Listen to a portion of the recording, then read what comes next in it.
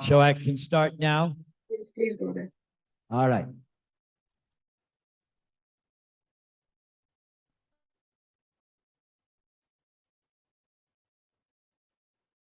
Om Ajnana Timrandasya Jnananjana Shalakaya Chakshurmilitang Yena Tasmai Sri Gurave Namaha Nama Om Vishnu Padaya Krishna Presthaya Bhutale Srimate Bhaktivedanta Swamin Iti Namine Namaste Saraswati Deve Bodhavani Pracharine Nirvishesha Shunyavadi Paschatya Desha Tarine Trinadapi Sunichena Torah Eva Sahishnuna Amanina Banadena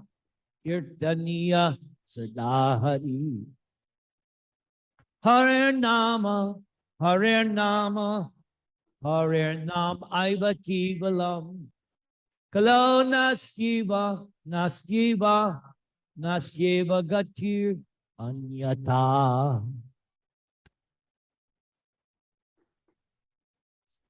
Namo Maha Madanyaya Krishna Prema Prasayate Shinaya Krishna Chaitanya Namne Gora Tvisheta Panchatattvatmakam Krishna Bhakta Svakam Bhaktavatar Bhaktakyam Namami Bhakta Shaktitam Jaya Jaya Sri Chaitanya Jaya Nityananda Jaya Advaita Chandra Gaura Bhakta Sri Krishna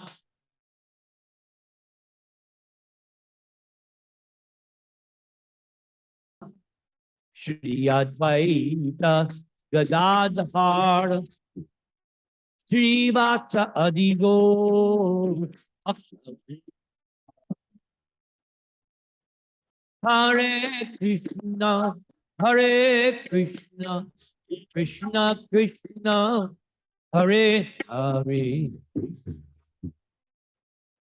Hare Rama Hare Rama Rama Rama Hare Hare Hare Nama Krishna Yadavaya Namaha Gopala Govinda Ram Sri Madhusudana Govinda Jaya Jaya Gopala Jaya Jaya Radha Ramana Hari Govinda Jaya Jaya Radha Ramana Hari Govinda Jaya Jaya Radha Ramana Hari Govinda Jaya Jaya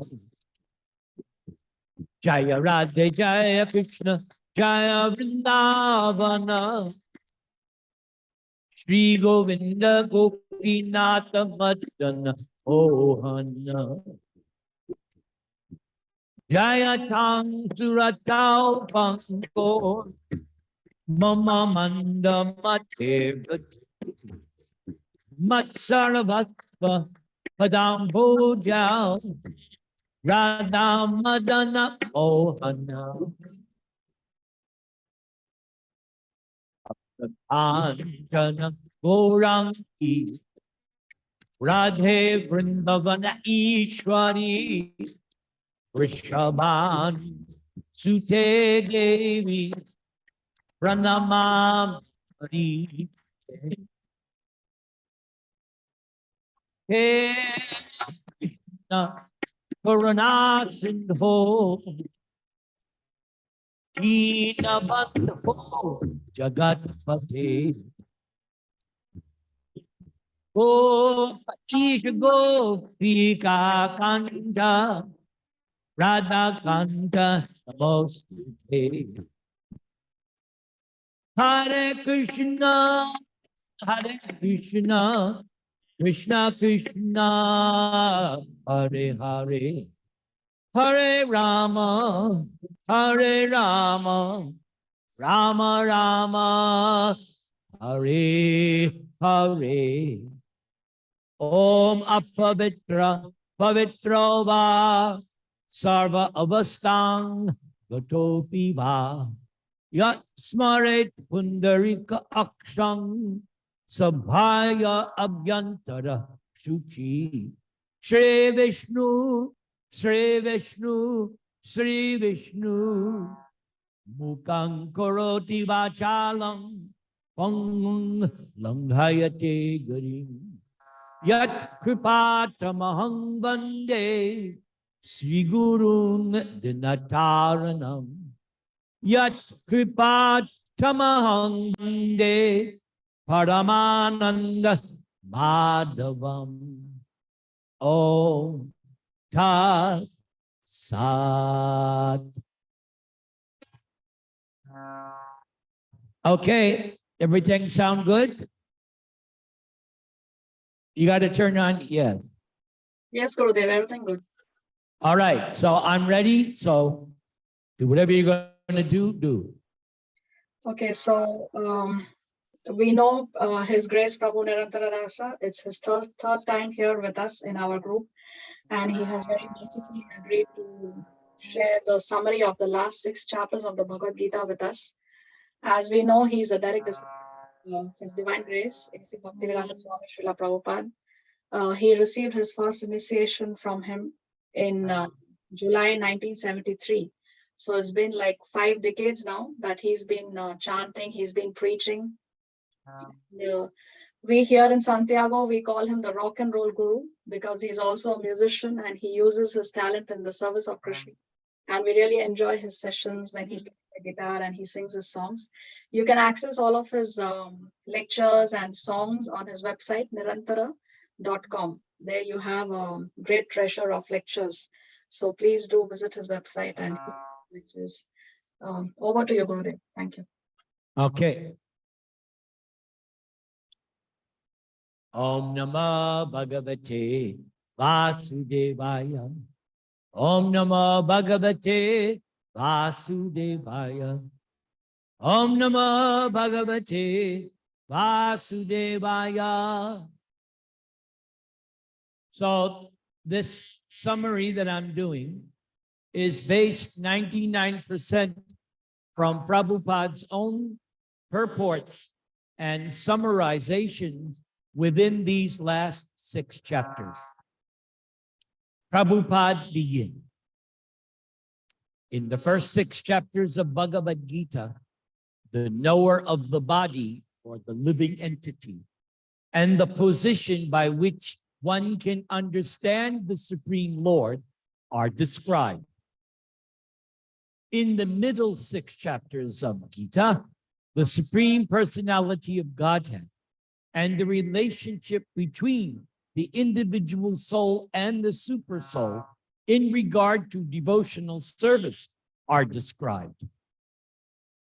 The superior position of the Supreme Personality of Godhead and the subordinate position of the individual soul are definitely defined in these chapters. The living entities are subordinate under all circumstances, but in their forgetfulness, they are suffering. When enlightened by pious activities, they approach the Supreme Lord in different capacities, as the distressed, those in want of money, the inquisitive, and those in search of knowledge. That is also described. Now, starting with the 13th chapter, how the living entity comes into contact with material nature, and how he or she is delivered by the Supreme Lord through the different methods of fruitive activities, cultivation of knowledge, the discharge of devotional service. All three are explained. Although the living entity is completely different from the material body, he or she somehow or other becomes related. And this is also explained. So that was your introductory summary to chapter 13. Chapter 13 had 35 verses. The title of the chapter was Nature, the Enjoyer, and Consciousness. The first 7 shlokas I entitled The Field and Its Knower. Here is how Prabhupada makes summary comments on these first 7 verses. In this 13th chapter, it will also be explained that out of the 2 knowers, one is fallible and the other is infallible. One is superior and the other is subordinate. One who understands these 2 knowers of the field to be one and the same, thus contradicts the Supreme Personality of Godhead, who states herein very clearly, I am also the knower of the field of activity. Just as one who misunderstands a rope to be a serpent is not in knowledge, there are different kinds of bodies, and there are different owners of the bodies. Because each individual soul has his or her individual capacity for lording it over material nature, there are different bodies. But the Supreme also is present in all of them as the controller. The very use of the word cha was significant, for it indicates the total number of bodies. Krishna is the super soul present in each and every body apart from the individual soul.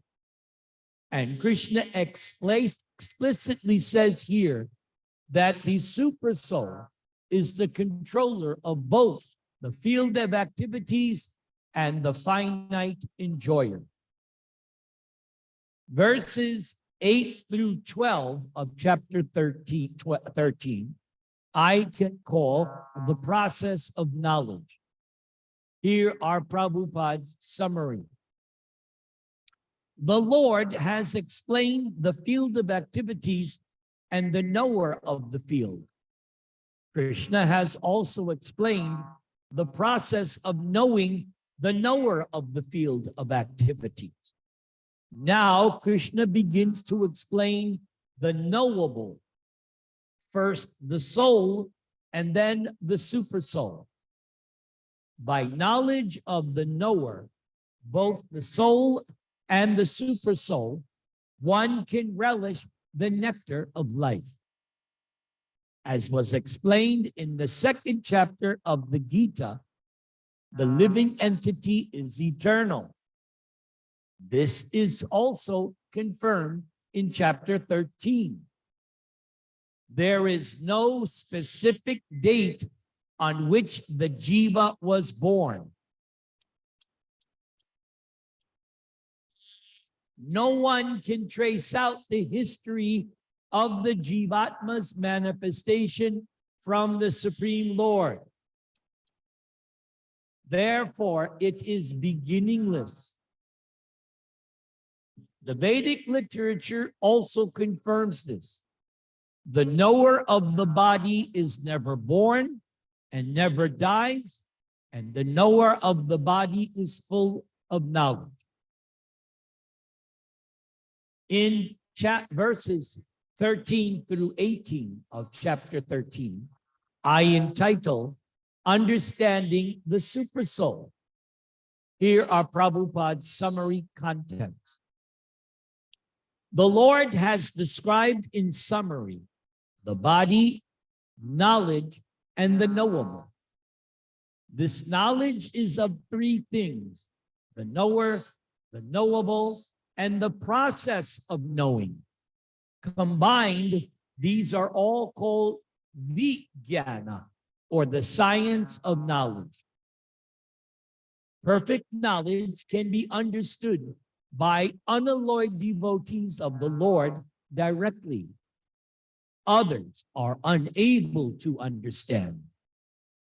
The monists say that at the ultimate stage, these three items become one. But the Vaishnava devotees do not accept this. Knowledge and development of knowledge mean understanding oneself in Krishna consciousness. Presently, we are being led by material consciousness. But as soon as we transfer all consciousness to Krishna's activities and realize that Krishna is everything, then we attain real knowledge. In other words, knowledge is nothing but the preliminary stage of understanding devotional service perfectly. In the 15th chapter, this will be very clearly explained. Now, to summarize, one may understand that verses 6 and 7 analyze the material elements and certain manifestations of the symptoms of life. These combine to form the body or the field of activities. And verses 8 through 12 describe the process of knowledge for understanding both types of knower of the field of activities, namely the soul and the supersoul. Then verses 13 through 18 describe the soul and the Supreme Lord, or the supersoul. Thus, three items have been described: the field of activity, or the body, the process of understanding, and both the soul and the supersoul. It is especially described here that only the unalloyed devotees of the Lord can understand these three items clearly. So, for these devotees, Bhagavad Gita is fully useful. It is devotees who can attain the supreme goal, the nature of the Supreme Lord Krishna. In other words, only devotees and not others can understand Bhagavad Gita and derive the desired result. Now, verses 19 through 24 of chapter 13, I entitled Understanding Soul and Supersoul. By the knowledge given in this chapter, one can understand the body, or the field of activities, the knowers of the body, both the individual soul and the supersoul.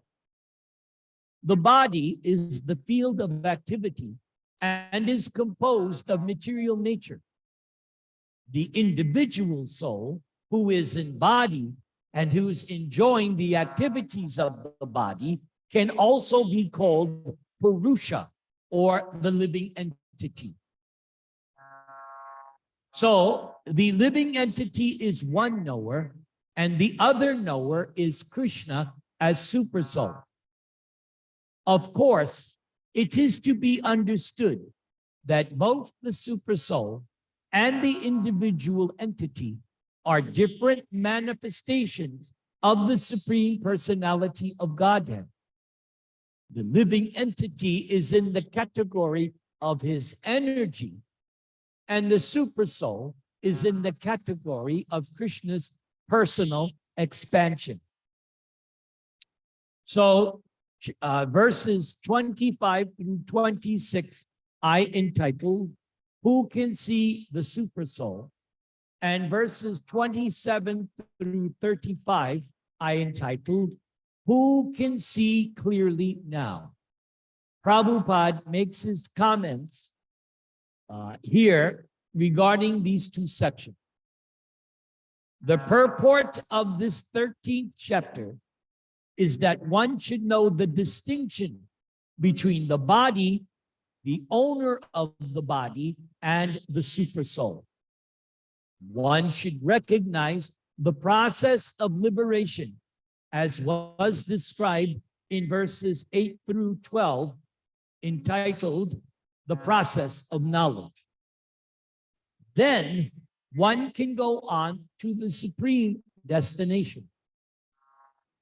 A faithful person should first have some good association to hear about God and thus gradually become enlightened. If one accepts a spiritual master, one can then learn to distinguish between matter and spirit, and that becomes the stepping stone for further spiritual realization.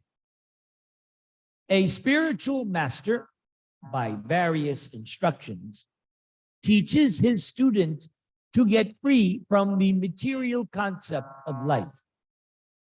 For instance, in Bhagawad Gita, we find Krishna instructing Arjuna in order to free him from materialistic consideration. One can understand that this body is matter. It can be analyzed along with its 24 elements. The body is the gross manifestation, and the subtle manifestation is the mind and its psychological effects. The symptoms of life are the interactions of these features. But over and above this, there is the soul, and over and above that, there is super soul. So the soul and super soul are two. The material world is working by the conjunction of the soul and the 24 material elements. One who can see the constitution of the whole material manifestation as this combination of the soul and material elements, and who can also see the situation of the Supreme Soul, becomes eligible for transfer to the spiritual kingdom. These things are meant for These things are meant for contemplation and for realization.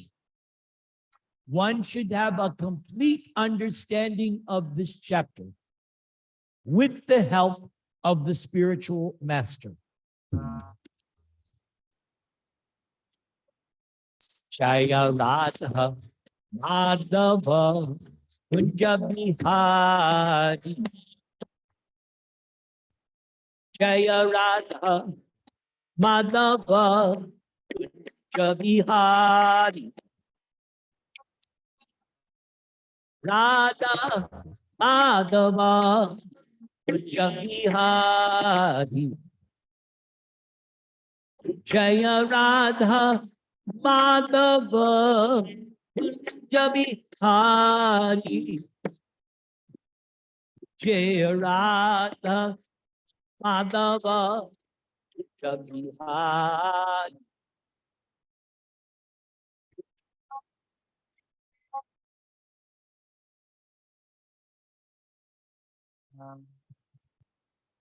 So before going on to the next chapter, are there any questions on what we heard in this first part? Any questions? Okay. If there are no questions, then we shall go on to the next chapter. We still good? Okay, good.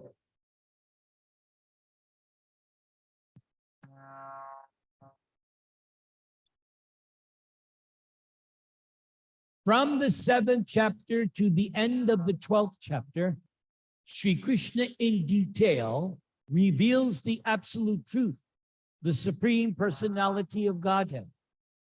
Now, the Lord himself is further enlightening Arjuna. If one understands this chapter 14 through the process of philosophical speculation, he or she will come to an understanding of devotional service. In the last chapter, 13, it was clearly explained that by humbly developing knowledge, one may be free from material entanglement. It has also been explained that it is due to association with the modes of nature that the living entity is entangled in this material world. Now, in this 14th chapter, the Supreme Personality explains what those modes of nature are, how they act, how they bind, and how they give us liberation.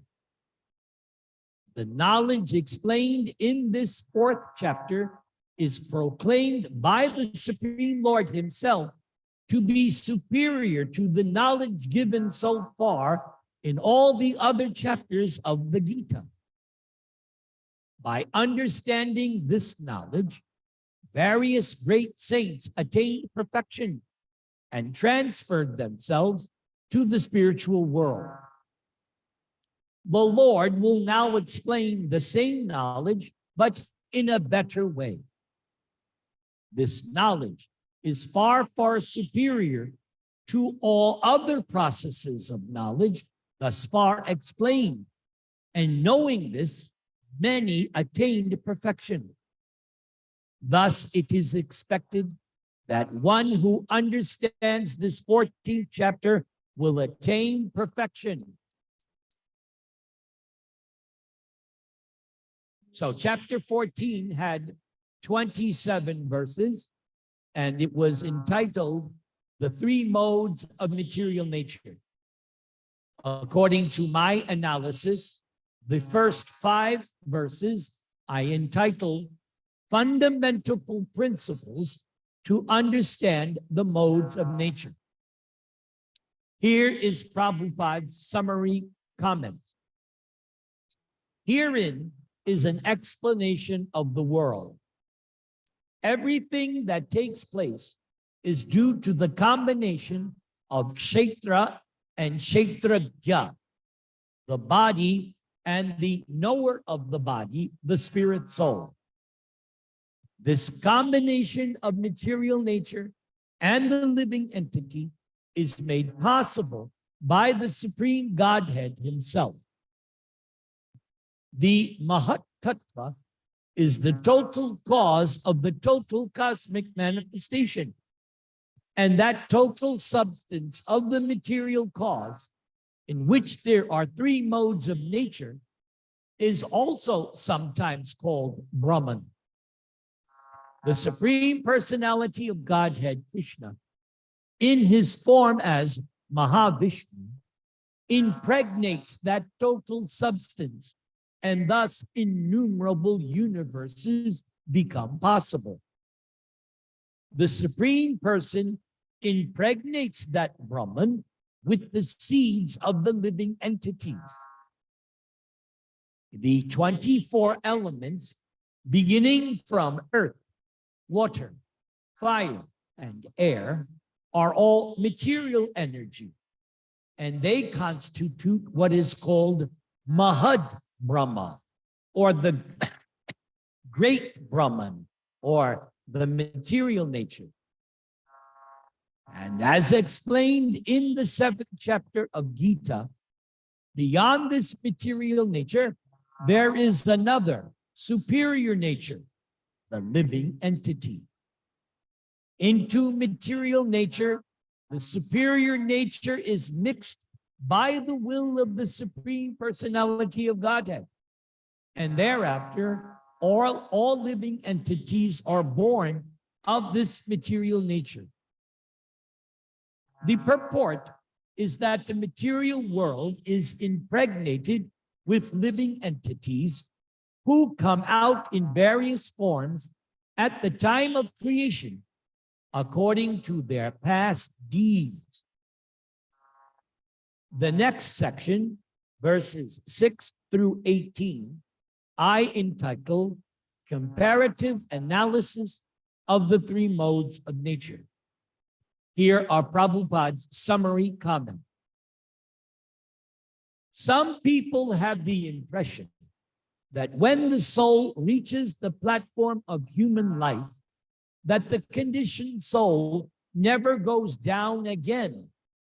That is incorrect. If one develops the mode of ignorance, after death, he or she is degraded to an animal form of life. From there, one has to again elevate oneself by an evolutionary process to come again back to the human form of life. Therefore, those who are actually serious about human life should take to the mode of goodness and in good association transcend the modes and become situated in Krishna consciousness. This is the aim of human life. Otherwise, there is no guarantee that the human being will again attain the human status. Verses 19 through 27, I entitle Transcending the Modes of Nature. Here are Prabhupada's summary comments. In this chapter, Arjuna inquired about the means by which he could attain to the transcendental nature. This is very important, for unless one knows the direct means by which one can be situated always transcendentally, then there is no possibility of showing the symptom. The final two verses of this chapter are amongst those verses that are most prominent. These two verses, in my opinion, are worth committing to memory. Mang chayo vyabhicharena bhakti yogena sevate sagunan samatityaitan brahma bhuyaya kalpate. One who engages in full devotional service, unfailing in all circumstance, at once transcends the modes of material nature and thus comes to the level of Brahman. Brahmano hi pratishtaham amrityasya vyasya cha shasvatasya cha dharmasya sukasya kantikasya cha. Krishna is the basis of the impersonal Brahman, which is immortal, imperishable, and eternal. Brahman is the constitutional position of ultimate happiness.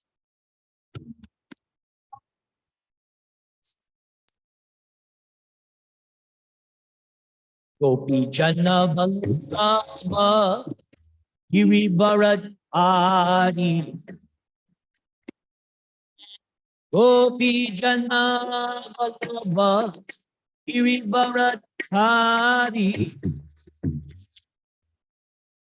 Gopi Jana Vallabha Girivarat Ari Gopi Jana Vallabha Girivarat Ari Gopi Jana Vallabha Girivarat Ari. Hare Krishna,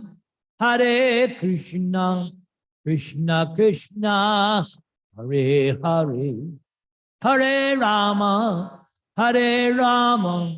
Rama Rama, Hare Hare. Any questions?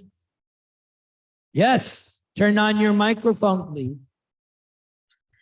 Gurudev, I was just wondering how to understand this, because Krishna in the past, he has spoken pure devotional service in chapter 12 and most confidential knowledge in chapter 9. And now what is it exactly in chapter 14, which is superior to even pure devotional service? I fail to understand that, Gurudev.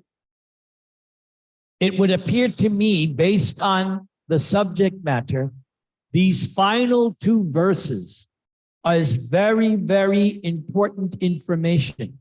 As Prabhupada said, one has to know the process of liberation. So that verse, Mang chayo vyabhicharena bhakti yogena yasevate, that is also pure devotional service, because one who does devotional service unfailing in all circumstances achieves Brahma Bhuyaya. You get your liberated condition. You regain free at last. And then that last verse, that very last verse, where Krishna says, I am the basis of the Brahman, because so many people have what I call spiritual dyslexia. They think just the opposite. Oh, Krishna comes from the Brahman. But this verse is very strong. Brahmano hi, certainly pratishta aham, rests on me, not the other way around. That would be the best answer I can give you. Okay, thank you, Gurudev. Thank you very much. Anything else? Any other questions? Or shall we proceed? You're in charge, Srinam Radha. Give the instruction. Please proceed, Gurudev. All right, let's go.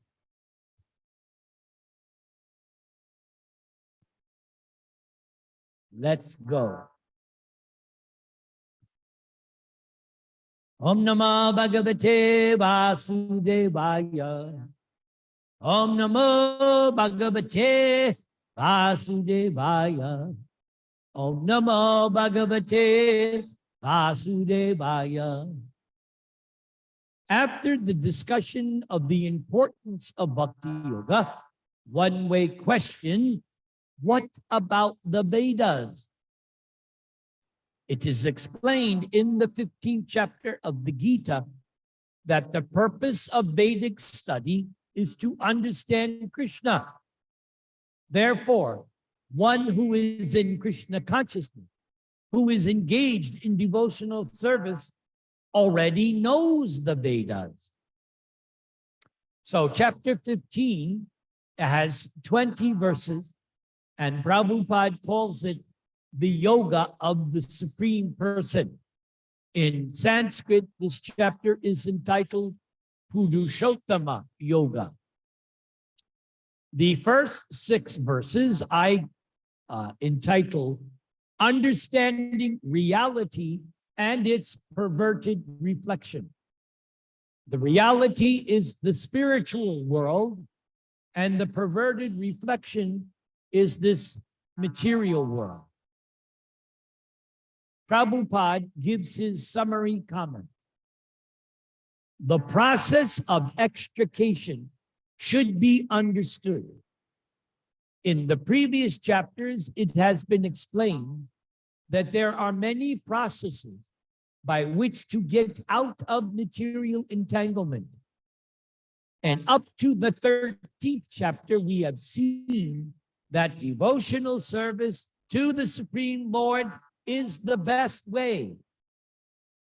Now, the basic principle of devotional service is detachment from material activities and attachment to the transcendental service of the Lord. The process of breaking attachment to the material world is discussed in the beginning of this 15th chapter. The root of this material existence grows upward. This means that it begins from the total material substance from the topmost planet of the universe. From there, the whole universe is expanded with so many branches representing the various planetary systems. The fruits of the tree represent the results of the living entity's activities, namely religion, economic development, sense gratification, and liberation. Verses 7 through 11, I entitled, Understanding the Position of the Conditioned Soul. The spiritual world, the abode of the Supreme Personality of Godhead, Krishna, and which is known as Krishna Loka or Goloka Vrindavan, has been hinted in this chapter. In the spiritual sky, there is no need. I got to repeat that. In the spiritual sky, there is no need of sunshine, moonshine, fire, or electricity, because all these planets are self-luminous. We have no one in this universe, we only have one planet in this universe, the sun, which is self-luminous. But all the planets in the spiritual sky are self-luminous. The shining effulgence of all those planets, called Vaikunthas, constitutes the shining sky known as Brahma Jyoti. Actually, the effulgence is emanating from the planet of Krishna, Goloka Vrindavan. Part of that shining effulgence is covered by the Mahat Tattva, the material world. Other than this, the major portion of that shining sky is full of spiritual planets, which are called Vaikunthas, chief of which is Goloka Vrindavan. As long as a living entity is in this dark material world, he or she is in conditional life. But as soon as one reaches the spiritual sky, by cutting through the false, perverted tree of this material world, then he or she becomes liberated. Then there is no chance of one's coming back here. In one's conditional life, the living entity considers him or herself to be the Lord of this material world. But in one's liberated state, he or she enters into the spiritual kingdom and becomes an associate of the Supreme Lord. There, one enjoys eternal bliss, eternal life, and full knowledge. One should be captivated by this information. I'd like to tell a story right now on this point, where Prabhupada just said, one should be captivated by this information. So about 10, 15 years ago, I was invited to speak at my grandson's 5th grade school, public school, not a religious school. And somehow or the other, the teacher asked my daughter if I could come and talk about Hinduism. And I was, really, in a public school? So I said yes. So I spoke for about 20 minutes. And in my talk, I described the kingdom of God. And then I asked the students, okay, students, right outside this classroom is a rocket ship. And after class, anyone who wants to go to the kingdom of God just has to go on the rocket ship. So students, how many want to come with me? And out of about 20 kids, maybe 3 raised their hand. And I said, what? Why don't you want to go? And they said, no, we want to stay here and play video games. So there you have it. Exactly what Prabhupada's talking about.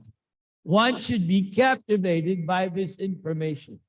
So you should congratulate yourself that you are captivated by this information and are not distracted by silly video games or other such maya. Bravo. Very good. Let's continue. One should desire to transfer oneself to that eternal world and extricate him or herself from this false reflection of reality. For one who is too much attached to this material world, it is very difficult to cut that attachment. But if one takes to Krishna consciousness, there is a chance of gradually becoming detached. One has to associate with devotees or those who are already in Krishna consciousness. One should search out a society dedicated to Krishna consciousness and learn how to discharge devotional service. In this way, one can cut off, sorry, I got lost. Give me a second here. I lost my place. Hare Krishna, Krishna Krishna, Hare Hare, Hare Rama, Rama Rama, Hare Hare. Hare Krishna, Krishna Krishna, Hare Hare, Hare Rama, Rama Rama, Hare Hare. Okay, hold on. Okay, sorry. For one who is too much attached to this material world, it is very difficult to cut that attachment. But if one takes to Krishna consciousness, there is a chance of gradually becoming detached. One has to associate him or herself with devotees, those who are in Krishna consciousness. One should search out a society dedicated to Krishna consciousness and learn how to discharge devotional service. In this way, one can cut off his or her attachment to the material world. One cannot become detached from the attraction of the material world simply by dressing oneself in saffron cloth. One must become attached to the devotional service of the Lord. Therefore, one should take it very seriously that devotional service, as described in the 12th chapter, is the only way to get out of this false representation of the real tree. In chapter 14, the contamination of all kinds of processes by material nature is described, but devotional service is described as purely transcendental. So text number 12 through 14, I entitle Vibhuti, and the remainder of this chapter, verses 15 through 20, I entitle Yoga of the Supreme Person. While one is performing devotional service in the association of pure devotees in full Krishna consciousness, there are certain things which require to be vanquished altogether. Yes. What I'm going to read now is perhaps one of the top 10 statements, according to me, that Prabhupada makes in the Gita. This next few sentences, to me, is right up there with the best, most vital information you can glean from Prabhupada's Gita. So here it is. The most important thing, one has to surmount the weakness of the heart. The first fall down is caused by the desire to lord it over material nature. Thus, one gives up the transcendental loving service of the Supreme Lord. The second weakness of the heart is that one increases the propensity to lord it over the material nature, increases, and he or she becomes attached to matter and the possession of matter. The problems of material existence are due to these weaknesses of the heart. In this 15th chapter, the first 5 verses describe the process of freeing oneself from these weaknesses of the heart. And the rest of the chapter, from the 6th through the end, discusses Purushottama Yoga.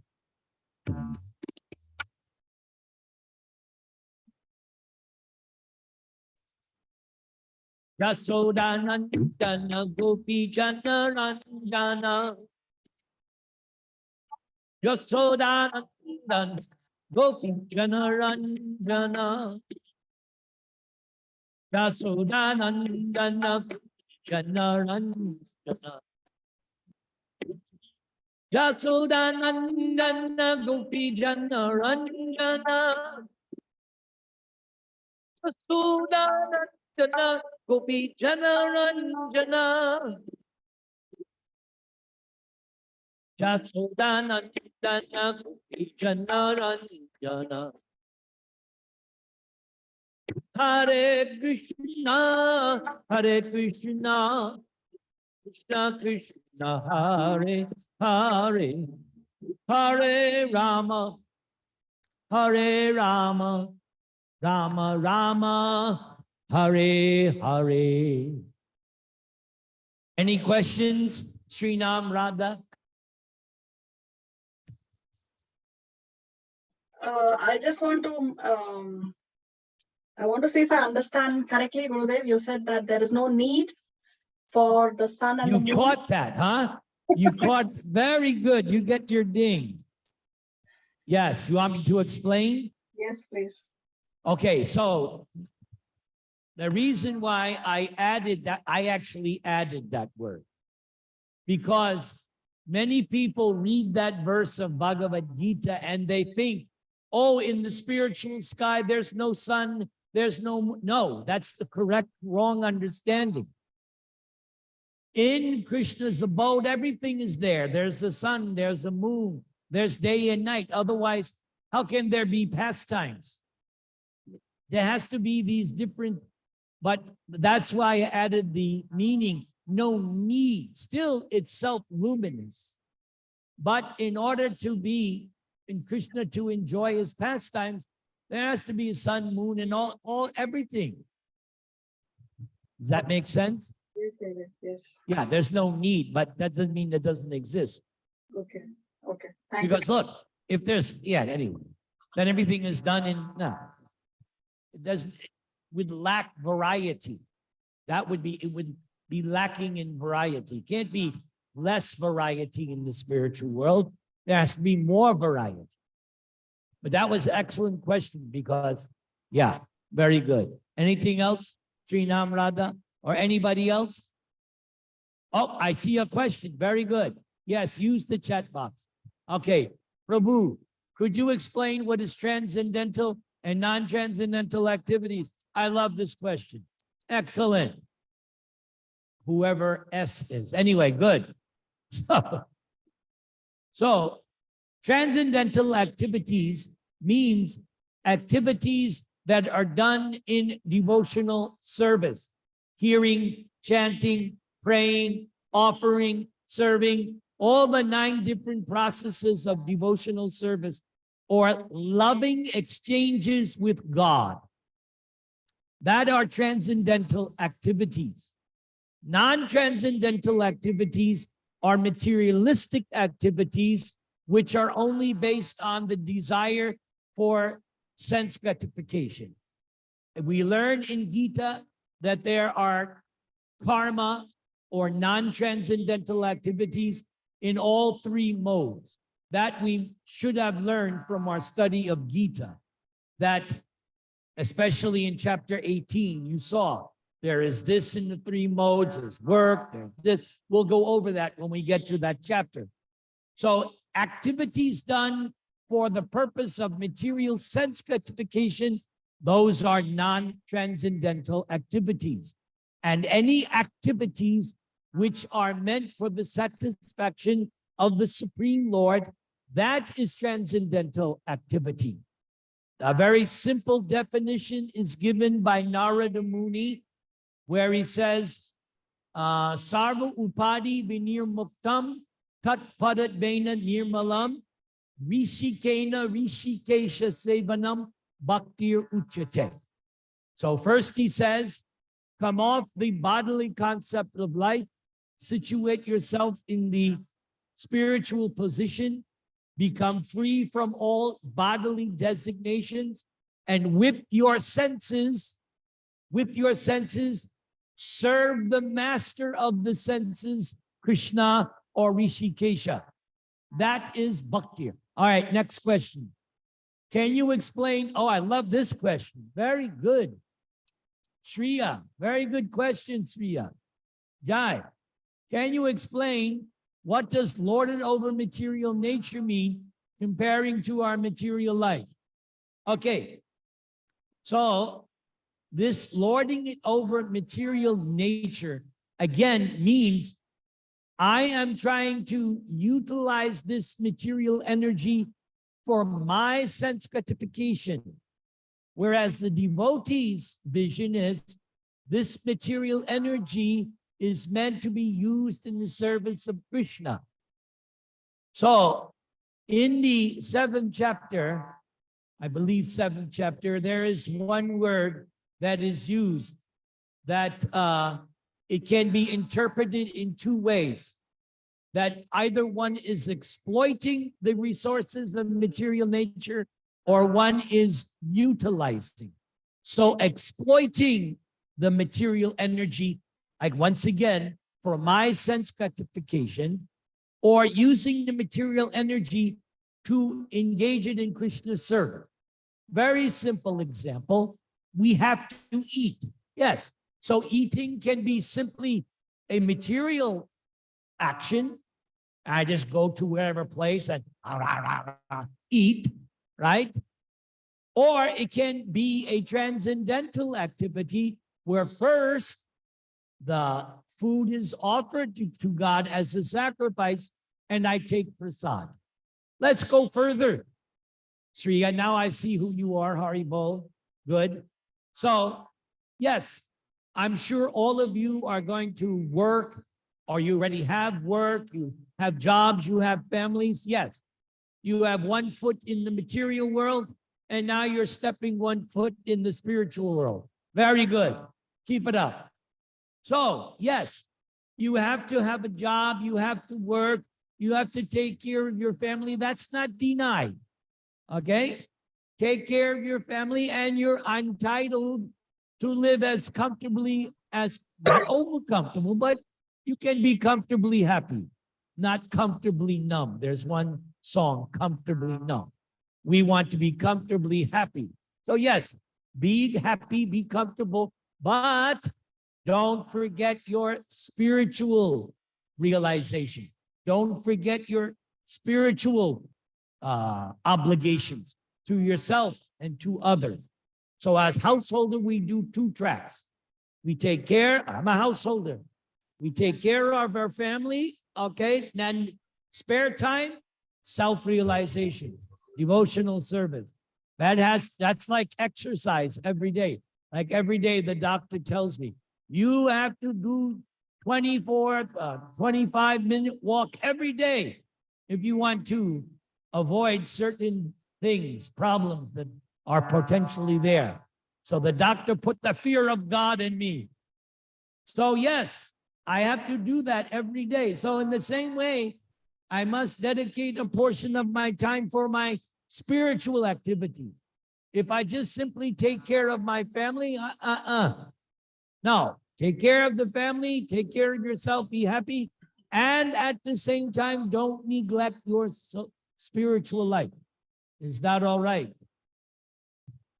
Any other questions? These are, well, we're getting another one. Okay. What do we actually transcend in transcendental activity? That's a good question. Oh, that's good. So What you are transcending is the shackles of material existence. The Vedic conception is that as soon as you are born or enter into the material world, you are in a prison house. So whether you're Lord Brahma or a worm in the stool, we're all prisoners. The demigods are first-class prisoners. They have the best, just like in America, they have different kinds of jails. They have hard confinement and they have lesser, different degrees. So the material world is one big jail cell. The demigods are living in a very opulent jail cell. We here in the earth is in between, not too good, not too bad. And the lower planets are even more confined. So the goal is to become liberated from this conditioned life and enter the spiritual world where you can enjoy and be with Krishna, play with Krishna, dance with Krishna, eat with Krishna, joke with Krishna. You can do so many things with Krishna. Some people think, oh, I don't want to go to heaven, like the Christian conception. Why I want to go to heaven, I'll just fly about in the clouds all day. That's their conception. No, there's activity in the kingdom of God. Mother Yashoda is churning the butter. The cow, the gopis are taking care of the cows. But everything is in relation to Krishna. And every so often you get to relate to Krishna one-on-one. Yes, that's what goes on in the spiritual world. Not that everybody's just sitting back sleeping. So some people, that's their vacation. Vacation means, oh, I get to sleep 12 hours for 1 week. Oh, there's activity. Okay?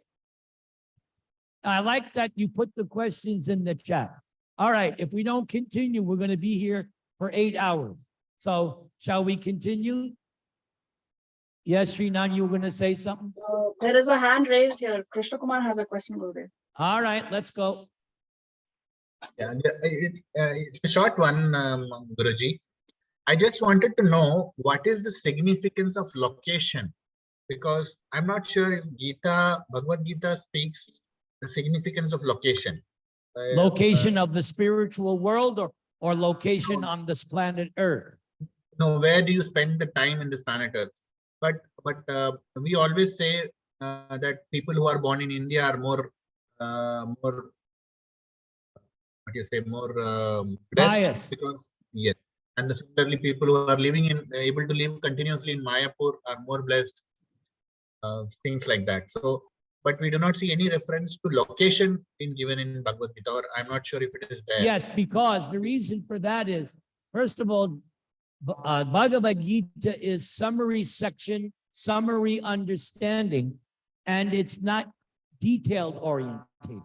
Bhagavad Gita's purpose is just to convince everyone that they should surrender to Krishna. Now, questions of that level that you're asking would be found in the Srimad Bhagavatam and other scriptures, where, especially Bhagavatam. Bhagavatam is Krishna speaking. Bhagavad Gita is Krishna speaking. And Bhagavatam is the same information, but it's expanded very voluminously. So Gita is only giving you summary information. More details you would find in the 5th canto, for instance, where it is stated that those who take birth in Bharatavarsha, that is a very rare birth out of the 8,400,000 species of life.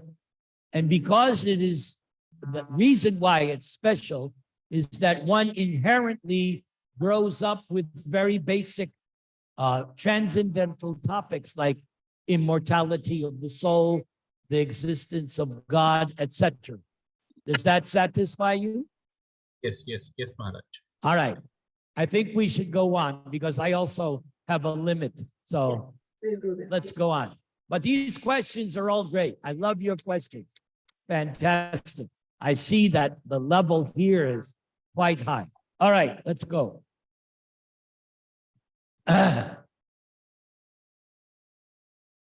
Om Namo Bhagavate Vasudevaya. Om Namo Bhagavate Vasudevaya. Om Namo Bhagavate Vasudevaya. In the beginning of the 15th chapter, the banyan tree of this material world was explained. The extra roots coming out of it were compared to the activities of the living entities, some auspicious and some inauspicious. In the 9th chapter also, the devas or godly and the asuras and the ungodly or demons were explained. Now, according to Vedic rites, activities in the mode of goodness are considered auspicious for progress on the path of liberation. And such activities are known as Daivi Prakriti, transcendental by nature. Those who are situated in the transcendental nature make progress on the path of liberation. For those who are acting in the modes of passion and ignorance, on the other hand, there is no possibility of liberation. They will have to remain in this material world as human beings, or they will descend among the species of animals or even lower life forms. In this 16th chapter, the Lord explains both the transcendental nature and its attendant qualities, and the demoniac nature and its qualities. Krishna also explains the advantages and disadvantages of these qualities. Chapter 26 had 24 verses. Prabhupada entitles Divine and Demoniac Natures. Chapter 16 can be divided, first of all, verses 1 through 3. The divine nature in terms of 26 qualities.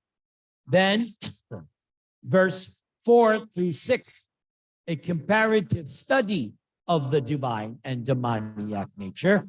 And then verses 7 through 15, understanding the mentality and nature of the demon.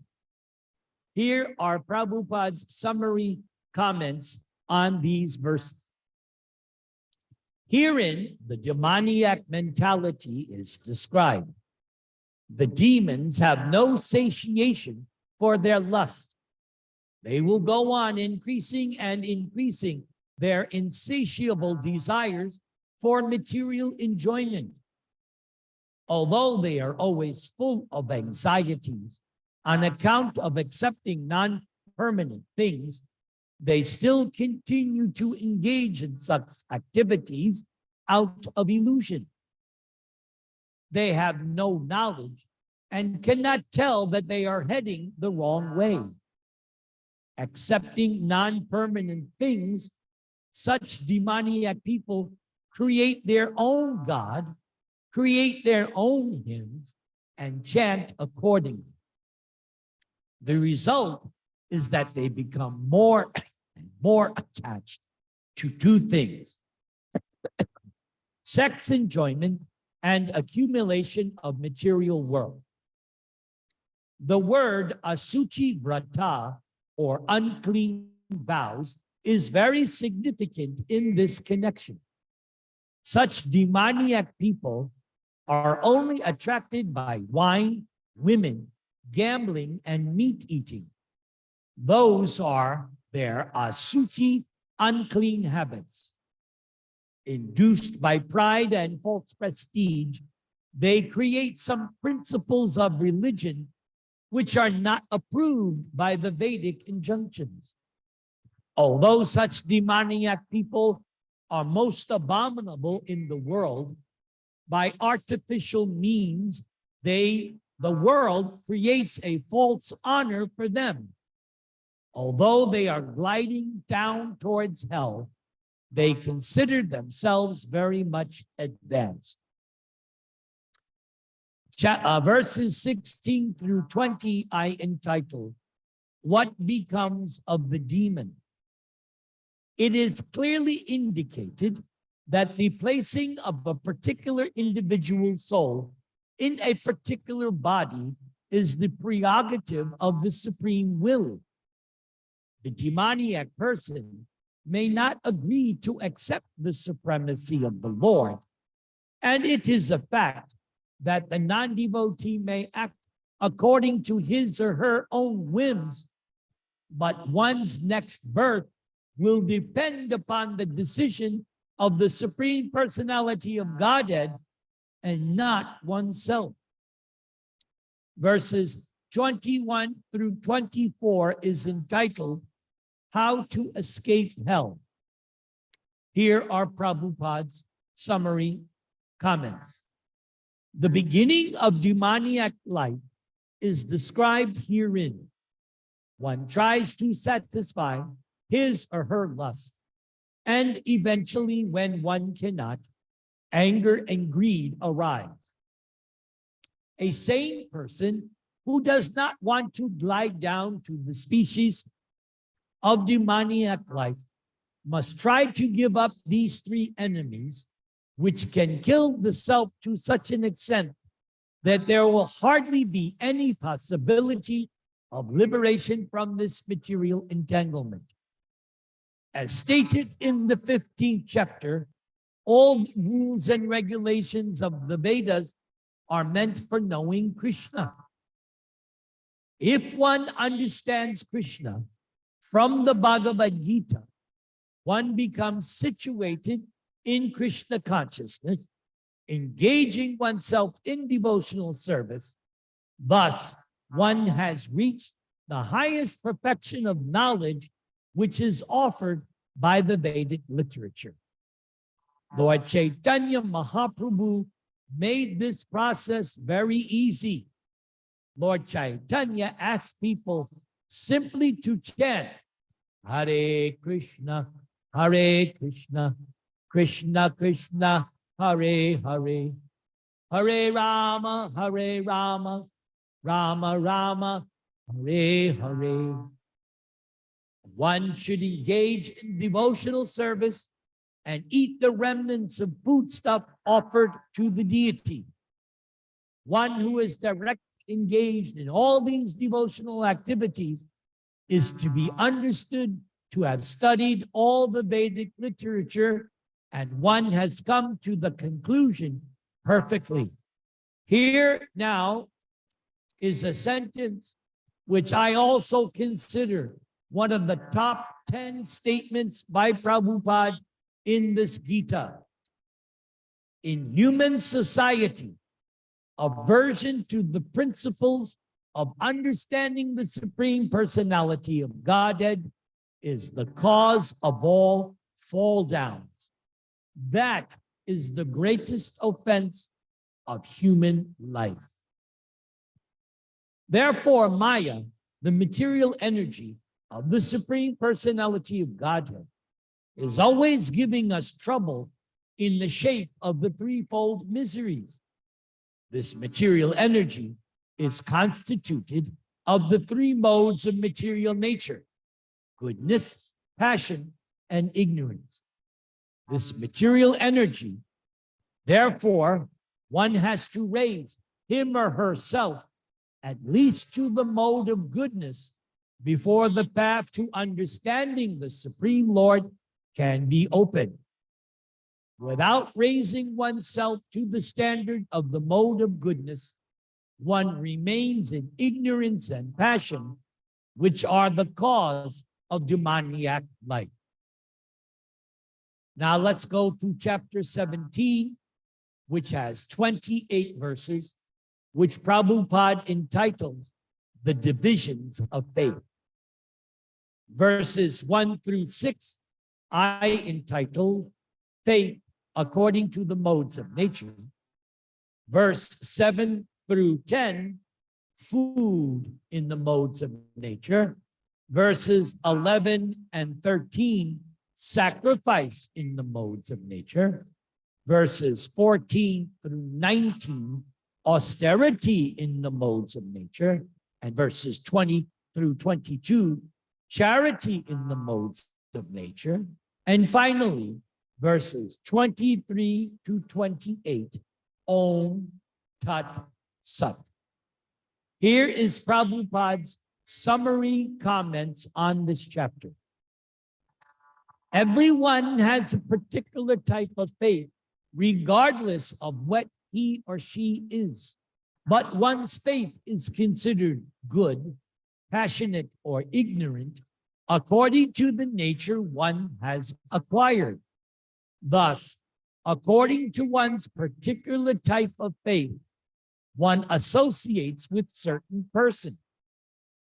Now, the real fact is that every living being, as was stated in the 15th chapter, is originally a fragmental part and parcel of the Supreme Lord. That verse Prabhupada is referring to, Mamai Bangso Jiva Loke, Jiva Bhuta Sanatana. That's the verse Prabhupada is referring to. Therefore, originally, one is transcendental to all these modes of material nature. But when one forgets his or her relationship with the Supreme Personality of Godhead and comes into contact with the material nature in conditional life, one generates his or her own position by association with the different varieties of material nature. The resultant artificial faith and existence are only material. Although one may be conducted by some impression or by some conception of life, originally one is nirguna or transcendental. Therefore, one has to become cleansed of the material contamination which one has acquired in order to, here's the word, regain one's relationship with the Supreme Lord. That is the only path back without fear. That path is Krishna consciousness. So if one is situated in Krishna consciousness, then the path is guaranteed for his or her elevation to the perfectional stage. If one does not take to this path of self-realization, then one surely will be conducted by the influence of one or more of the three modes of nature. In the conditional state, people are attracted to worshiping demigods, ghosts, or yakshas like Kubera. But the mode of goodness is better than the modes of passion and ignorance. And yet, one who takes directly to Krishna consciousness is transcendental to all three modes of material nature. Although there is a process of gradual elevation, if by association with a pure devotee, one takes directly to Krishna consciousness, that is the best way. And that is recommended in this 17th chapter. To achieve success in this way, one must first find the proper spiritual master and receive training under his direction. Then one can achieve faith in the Supreme. And when that faith matures in course of time, it is called love of God. This love is the ultimate goal of living entities. One should therefore take to Krishna consciousness directly. That is the message of this 17th chapter.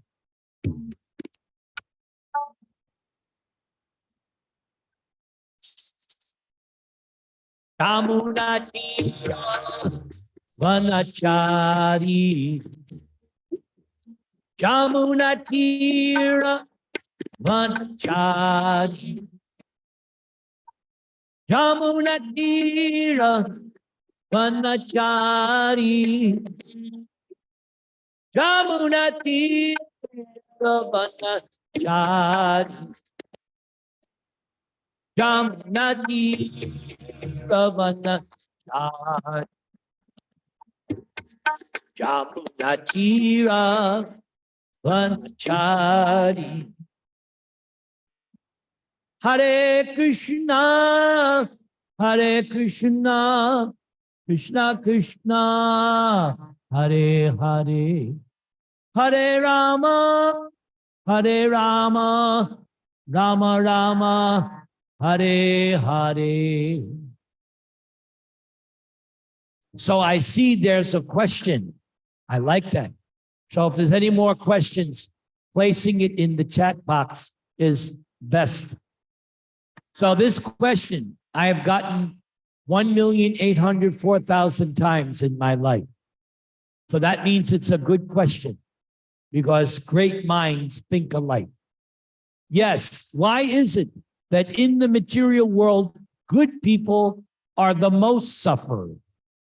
My dear friend, that is what we call illusion. Everybody is suffering in this material world. Why? The laws of nature are blind. The law of nature does not consider, oh, here is a baby touching this fire. I will not burn the baby. No. The laws of nature, which are actually the laws of God, are blind. So whether you are a so-called good person or a so-called bad person, if you violate the laws of God, eventually you will suffer. It may not be immediate. Sometimes it's immediate. But you and I are not dictating to God, hey, why aren't you punishing that rascal president with the orange hair? Which I prayed for thousands and thousands of days.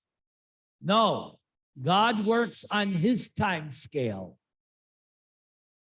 Krishna waited 11 years before he killed Kamsa. Hiranyakashipu, Ravana were allowed to go on with their nonsense for so long.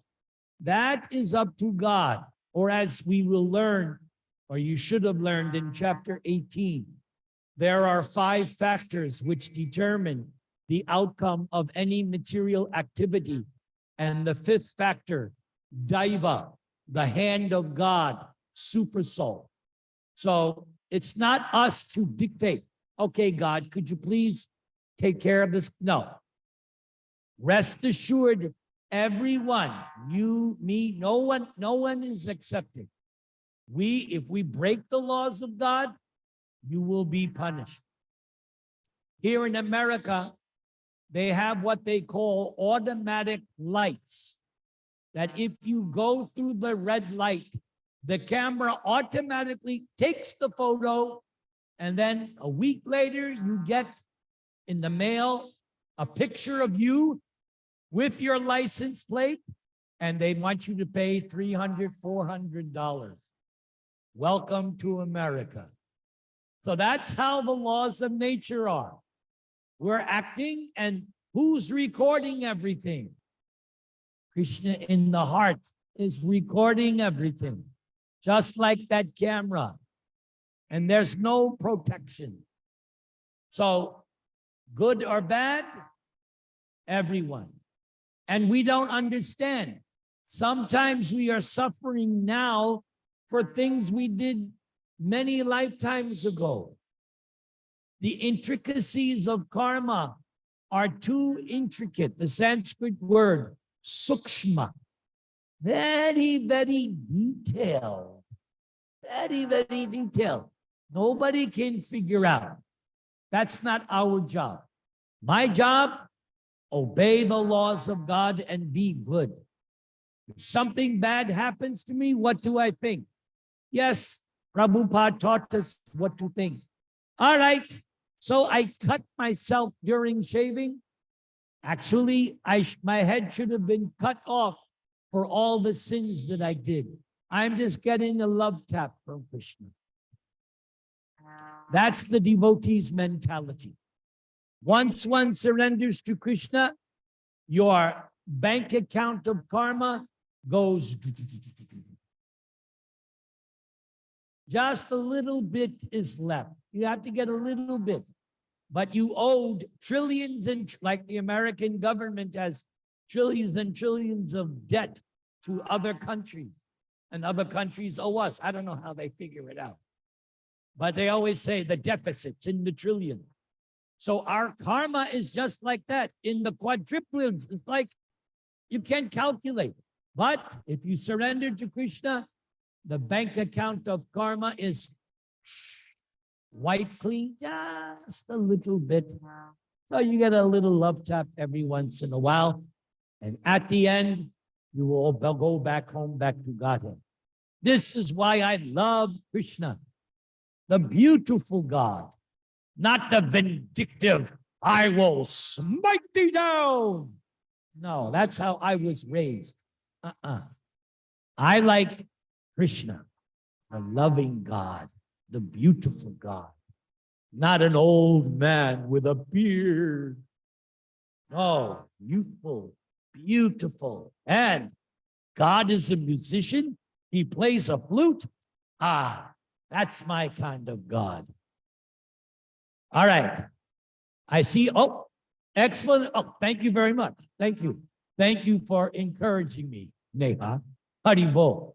All right. Shall we do the last chapter? All in favor say Haribol.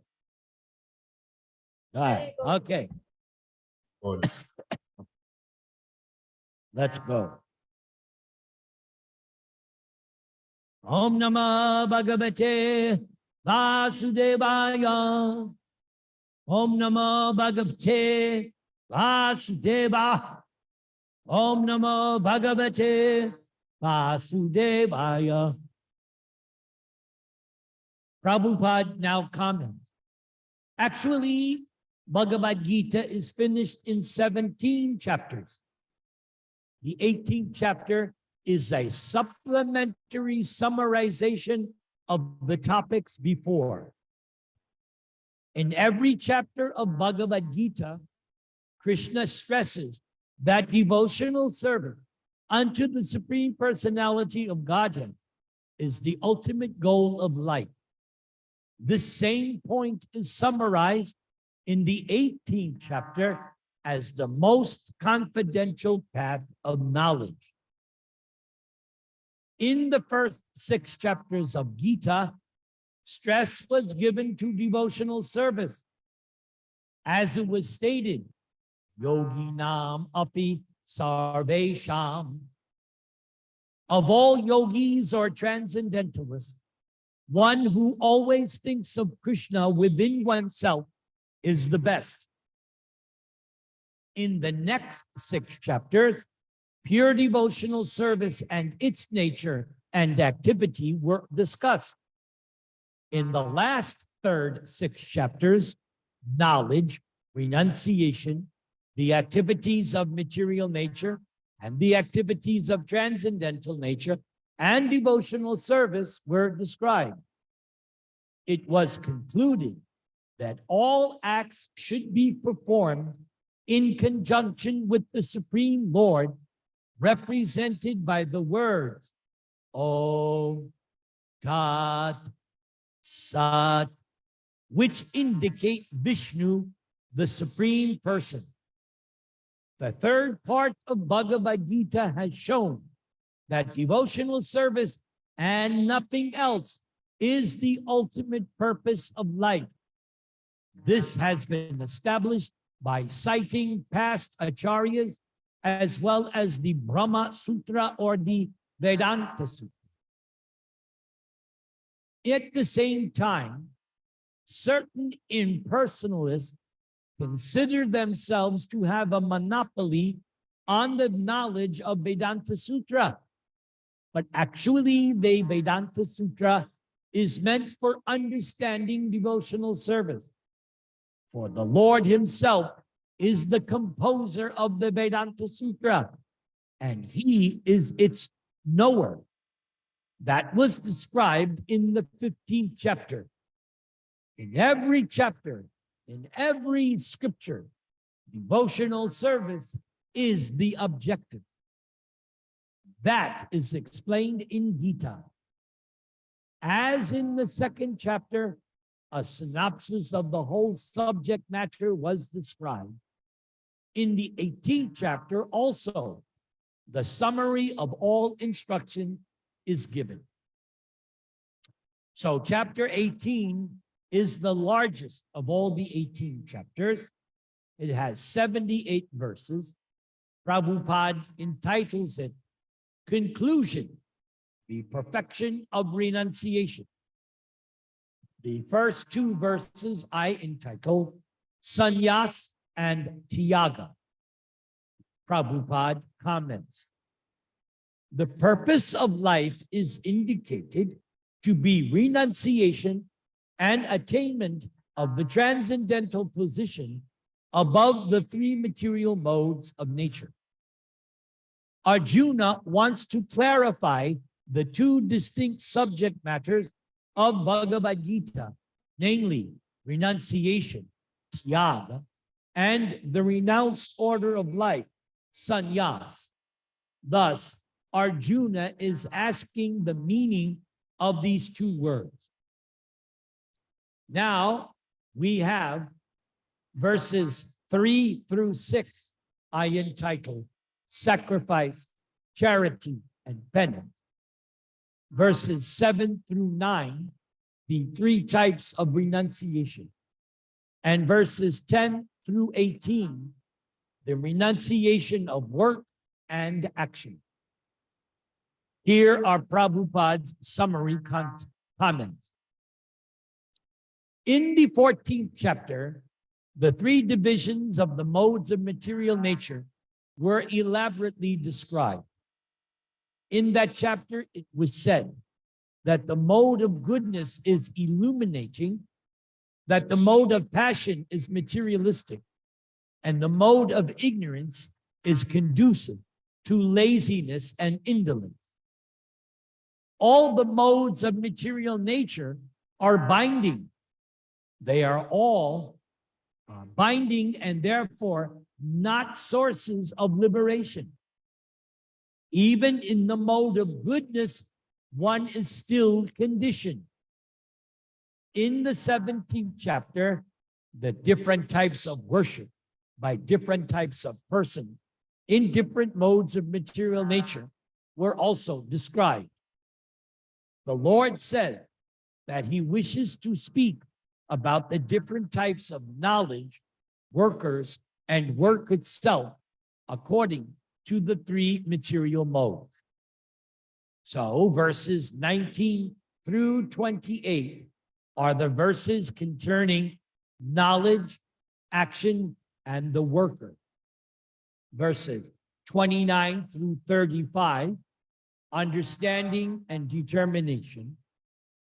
Verses 36 through 39, the three kinds of material happiness. Verses 44 through 48, duty. And then verses 49 through 56, the process of self-realization.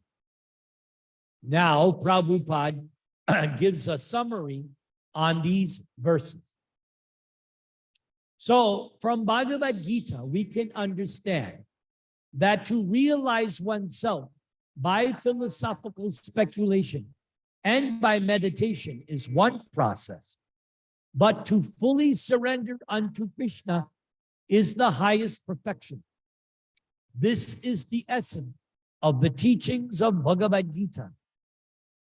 The path of regulative principles, according to the orders of social life and according to the different courses of religion, may be a confidential path of knowledge. But although the rituals of religion are confidential, meditation and cultivation of knowledge are still more confidential. And surrender unto Krishna in devotional service in full Krishna consciousness is the most confidential instruction. That is the essence of this 18th chapter. Now we come to one of the most important sections, verses 57 through 66, which I entitle Krishna's Final Instruction. Here is Prabhupada's summary comment. Another feature of Bhagavad Gita is that the actual truth is the Supreme Personality of Godhead, Krishna. The absolute truth is realized in three features, namely impersonal Brahman, localized Paramatma, and ultimately the Supreme Personality of Godhead, Krishna. Perfect knowledge of the absolute truth means perfect knowledge of Krishna. If one understands Krishna, then all the departments of knowledge are part and parcel of that understanding. Krishna is transcendental, for he is always situated in his eternal internal potency. I'll say that again. Krishna is transcendental, for he is always situated in his eternal internal potency. The living entities are manifested of his energy and are divided into two classes, eternally conditioned and eternally liberated. Such living entities are innumerable, and they are considered fundamental parts of Krishna. Material energy is manifested into 24 divisions. The creation is effected by eternal time, and the creation is created and dissolved even by its external energy. This manifestation of the cosmic world repeatedly becomes visible and invisible. Now, verses 67 through 72, I entitled Krishna's Concluding Words. Here are Prabhupada's summary comment. In Bhagavad Gita, 5 principal subject matters have been discussed. 1, Ishvara, the Supreme Personality of Godhead. 2, Prakriti, material nature. 3, the living entities. 4, eternal time. 5, all kinds of activity. But all is dependent on the Supreme Personality of Godhead, Krishna. All conceptions of the absolute truth, impersonal Brahman, localized Paramatma, and any other transcendental conception exist within the category of understanding the Supreme Personality of God. Although superficially, the Supreme Personality of Godhead, the living entity, material nature, and time all appear to be different, actually, nothing is different from the Supreme. And at the same time, the Supreme is always different from everything. Thus, Lord Chaitanya's philosophy is known as Achintya Abheda Veda Tattva. The Supreme is always inconceivable, one and different. Again, Achintya Veda philosophy. The absolute truth is simultaneously, inconceivably one and different at the same time. This system of philosophy constitutes the highest perfection of knowledge of the absolute truth.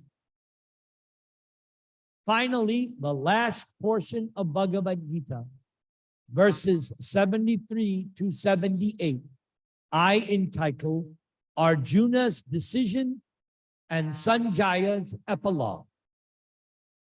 Here are Prabhupada's commentary summary.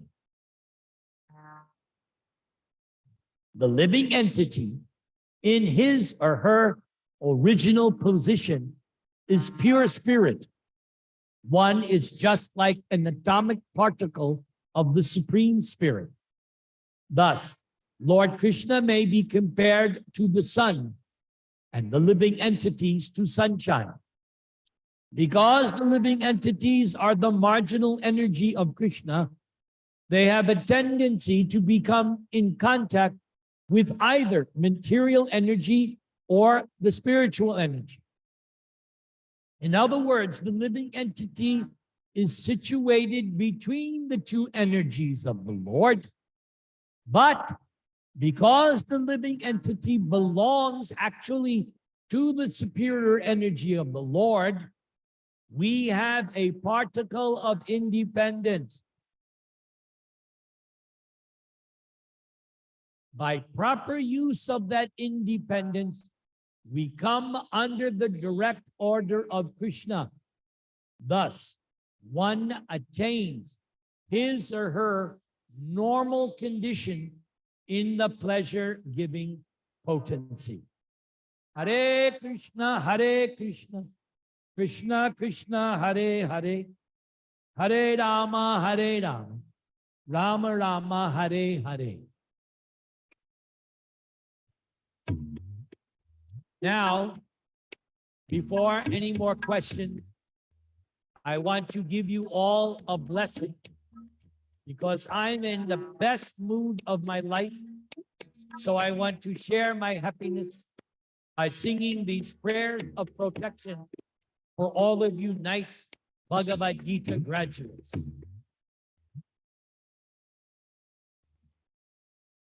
Namaste Nara Singhaya Prahlada Dayini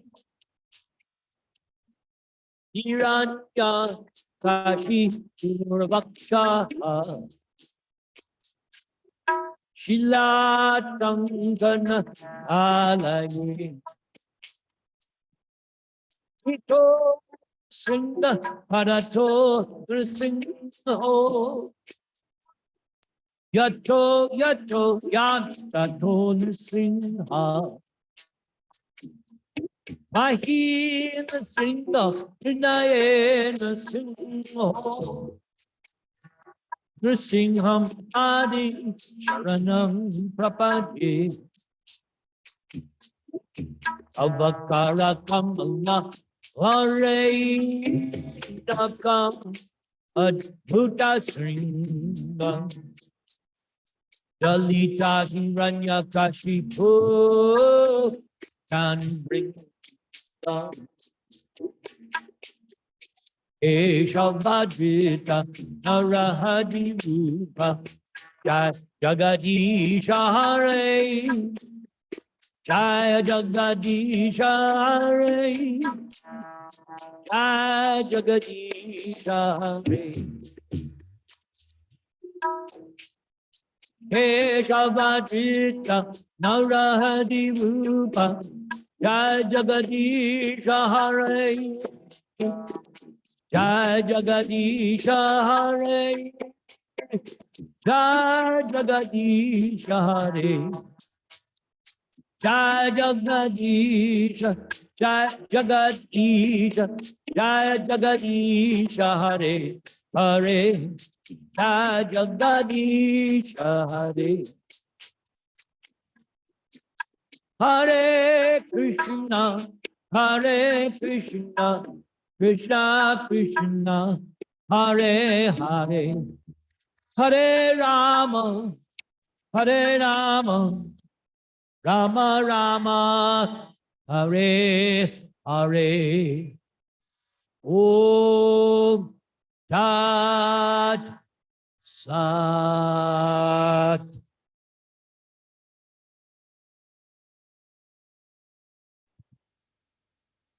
Okay. Let's see. Very nice. Tirak, very nice. Very nice. Thank you for the encouragement. Very good. Do we have any? Oh, look, I see some familiar faces. Oh, good. So, Srinam Radha, do we have any final question? Just one question, Gurudev. I was wondering, in chapter 16, Krishna focuses on the first two shlokas, he focuses on the divine nature, and the rest of the chapter, it's demoniac. So any particular reason why more focus on the demoniac nature? I never read anything Prabhupada commenting, so I don't have any thoughts on the matter. Because you know me, I don't concoct. So I have no, I can't remember anything. Okay, Gurudev. Thank you, Gurudev. I mean, I could speculate so many things. What use is it? All right. So unless there's more questions, then it's time for me to give blessing. So in order to get blessings, you have to show your face on the screen. I do not bless the impersonal Brahman. So, Shriya, may Krishna bless you and protect you. May you live a long, healthy life, spiritually and materially balanced. Hare Krishna. Thank you so much. Hari Bol. Thank you, Hari Bol. Jai. And next I see Usha. May Krishna bless you and protect you, and may you spend the rest of your days in nice Krishna consciousness. Hare Krishna. And then I see Ritu. Ritu, may Krishna bless you and your family. May you live happily and peacefully, and may Krishna remove all the anxieties in your life. How's that? Thank you, Guruji. Hari Bol. Hari Bol.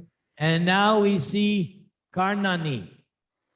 May Krishna bless you and protect you, and may you and your family live happily all together in peace and harmony under the shelter of Krishna. Is that good enough? Blessing? Thank you, Guruji. Thank Jai. you. And there is Tirath. Very good. And who is this little angel here? This is Nimrod. my name is Nirmala, but Tirath comes because of my husband's iPad. This is Meva, my granddaughter. Hari Bol. May Krishna bless you. Thank you. May Krishna bless you. So blessings on your family. May there be happiness and peace and love and cooperation. And may you all be under the shelter of Krishna's lotus feet. Thank Hare Krishna. you. Hare Krishna. And there is Tejal. May Krishna bless you and protect you and your family. And may all your good desires be fulfilled by Krishna. Does that meet your approval? Yes. It Jai. does. Very Hare good. Krishna. And now I see Neha, and which one's Neha and who's the other? Who's Neha? Guruji, I'm Neha and this is my mother Usha. All right, Neha and Usha. Very good. All right. Blessings on you And Neha. too, and blessings on your family. And just as I see you smiling, may you always be smiling under the shelter of Krishna. Never like this, never. I want you always to be smiling in Krishna consciousness. Very good. And now, somebody I have not seen for Thank you. 12, you're welcome. I haven't seen in 12 years. Mayak. Very good, Mayak. Good to see you. Hare Krishna. Have you Hare become a Krishna, Prabhuji. Haribo? So are you still pharmacist or have you become doctor? No, still a pharmacist. Oh, but I'm not taking anything away. That's good. No, good memory, Prabhuji. Hare Krishna, Hari Bol. Good So it memory. must be very cold there. It looks like you're Yes. here. It's very too hot. cold. I have to turn on the air conditioning. Does see the dualities of this world. Total dualities. Anyway, you're looking good. May Krishna bless you.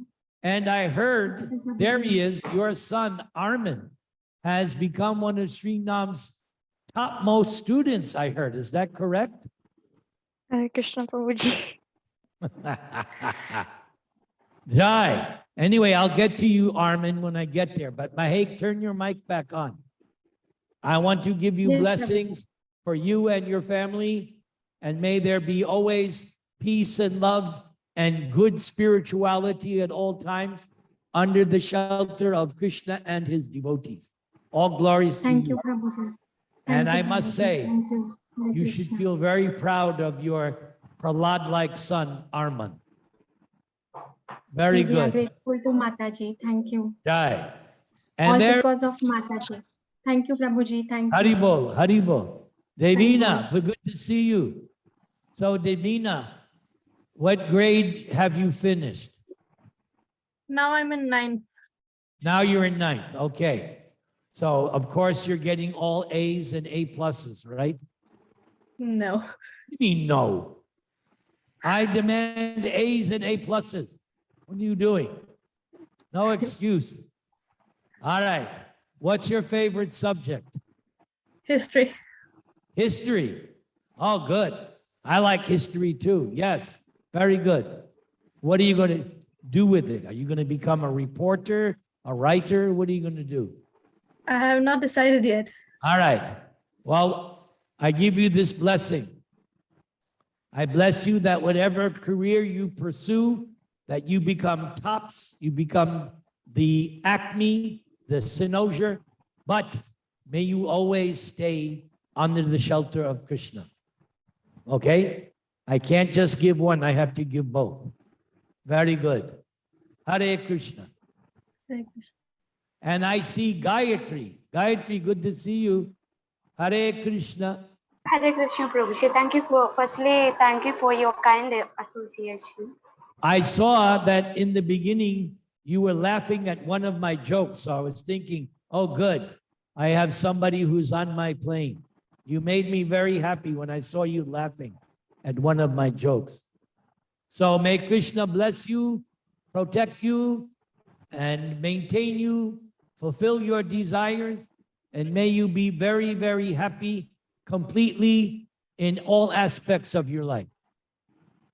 Hare Krishna. Thank you, Prabhuji, for You are sharing always your welcome. my Any Your of you, blessings. by the way, before I forget, any of you, if you need special prayers or blessings, because you're all students of Sri Nam, then you get included in my private prayer club. You are now VIP members. So if you ever need prayers, just tell Sri Nam and she will text me immediately. And your prayers are, of course, member privileges, so there's never a charge. That I do for my students and grad students. Haribol. Okay, there is Armin.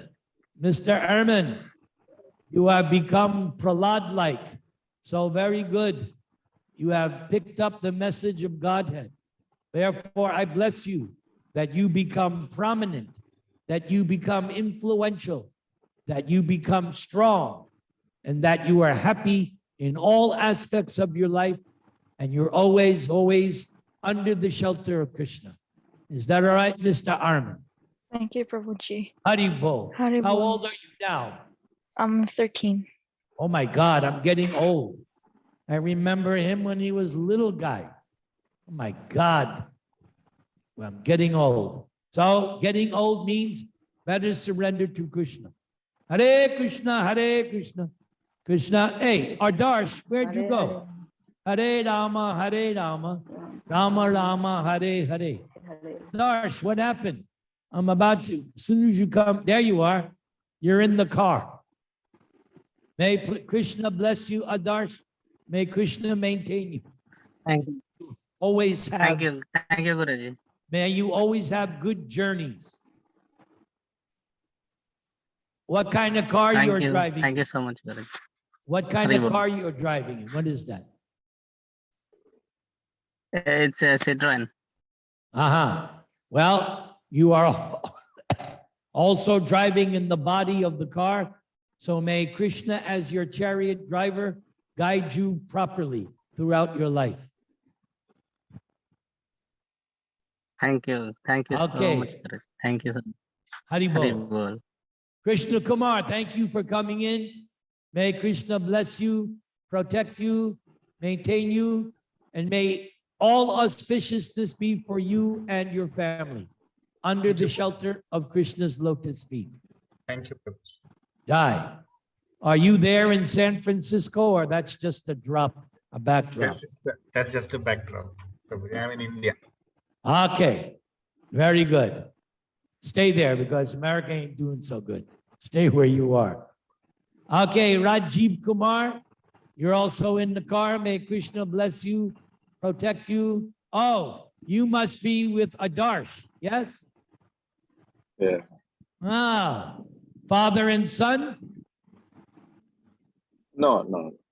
No, you're just related. Yes. Anyway, may Krishna bless you, protect you. May you be happy and successful under Krishna's lotus feet. Is that okay? Thank you, Guruji. Hari Bol. Hari Bol. And finally, we have SK. SK, may Krishna bless you, protect you, maintain you. May you be happy throughout your life, taking shelter of Krishna. Is that all right, sir? You got to turn on your mic. You don't have your mic on.